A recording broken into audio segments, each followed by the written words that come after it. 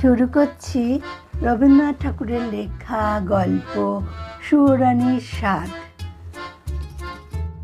সুয়োরানীর বুঝি মরণকাল এলো। তার প্রাণ হাঁপিয়ে উঠছে, তার কিছুই ভালো লাগছে না।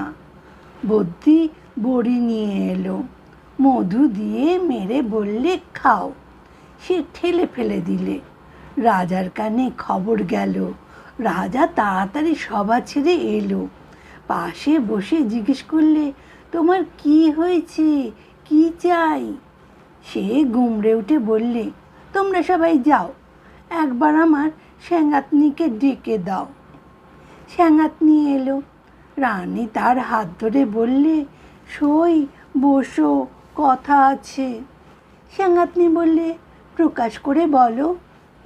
সুয়োরানী বললে, আমার 7 মহলা বাড়ির একধারে 3টে মহল ছিল দুয়োরানীর, তারপরে হলো 2টো, তারপর হলো 1টা, তারপরে রাজবাড়ি থেকে সে বের হয়ে গেল। তারপরে দুয়োরানীর কথা আমার মনেই রইল না। তারপরে একদিন দোলযাত্রা, নাট মন্দিরে যাচ্ছি ময়ূরপঙ্খী চড়ে, আগে লোক, পিছে লস্কর, ডাইনে বাজে বাঁশি, বাঁয়ে বাজে মৃদঙ্গ। এমন সময় পথের পাশে নদীর ধারে ঘাটের উপরটিতে দেখি একখানি কুঁড়ে ঘর, চাঁপা গাছের ছায়ায়। বেড়া বেয়ে অপরাজিতার ফুল ফুটেছে। দুয়ারের সামনে চালের গুঁড়ো দিয়ে শঙ্খচক্রের আলপনা। আমার ছত্রধারিণীকে শুধোলেম, আহা, ঘরখানি কার? সে বললে, দুয়োরানীর। তারপরে ঘরে ফিরে এসে সন্ধ্যার সময় বসে আছি, ঘরে প্রদীপ জ্বালিনি, মুখে কথা নেই।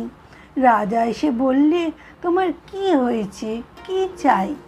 আমি বললাম, এ ঘরে আমি থাকবো না।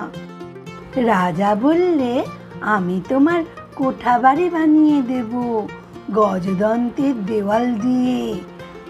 শঙ্খের গুঁড়োয় মেঝেটি হবে দুধের ফেনার মতো সাদা, মুক্তোর ঝিনুক দিয়ে তার কিনারে এঁকে দেব পদ্মের মালা।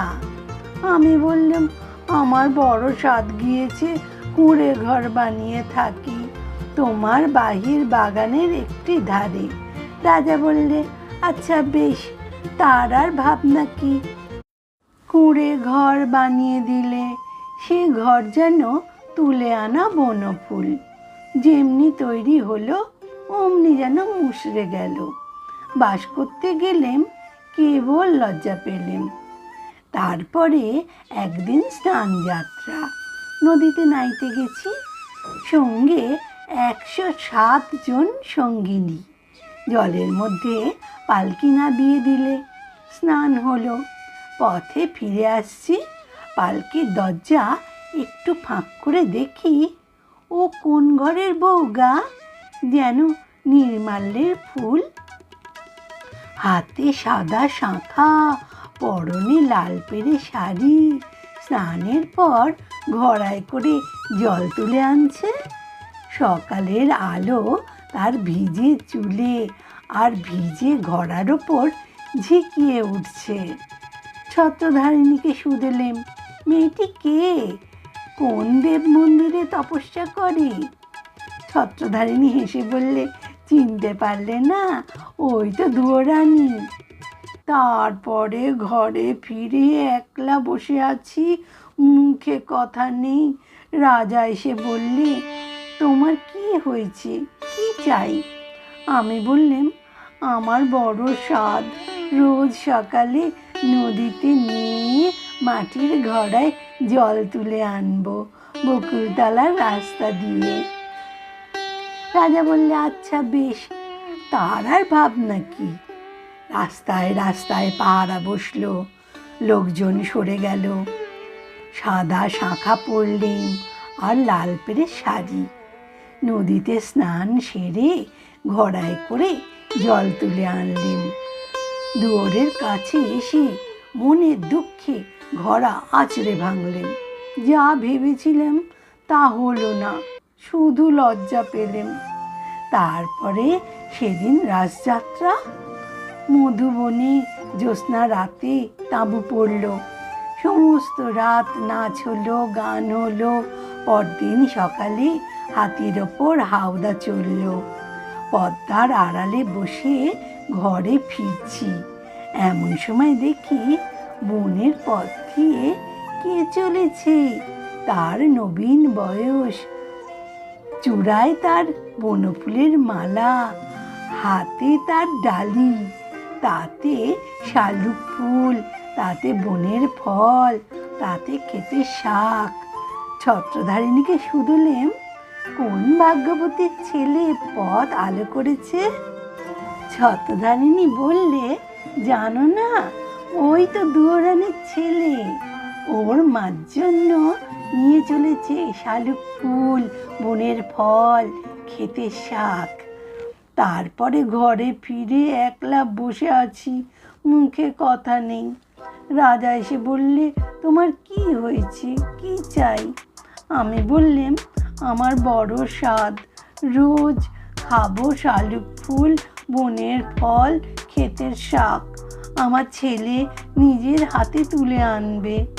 রাজা বললে, আচ্ছা বেশ, তার আর ভাবনা কি। সোনার পালঙ্কে বসে আছি, ছেলে ডালি নিয়ে এলো। তার সর্বাঙ্গে ঘাম, তার মুখে রাগ, ডালি পড়ে রইল। লজ্জা পেলেম। তারপরে আর কি হলো কি জানি, একলা বসে থাকি, মুখে কথা নেই। রাজার রোজ এসে আমায় শুধোয়, তোমার কি হয়েছে, কি চাই? সুয়োরানী হয়েও কি চাই, সে কথা লজ্জায় কাউকে বলতে পারিনি। তাই তোমাকে ডেকেছি সেঙ্গাতনি, আমার শেষ কথাটি বলি তোমার কানে। ওই দুয়োরানির দুঃখ আমি চাই। সেঙ্গাতনি গালে হাত দিয়ে বললে, কেন বলো তো? সুয়োরানী বললে, ওর ওই বাঁশের বাঁশিতে সুর বাজলো, কিন্তু আমার সোনার বাঁশি কেবল বইয়েই বেড়ালাম, আগলে বেড়ালাম, বাজাতে পারলেম না।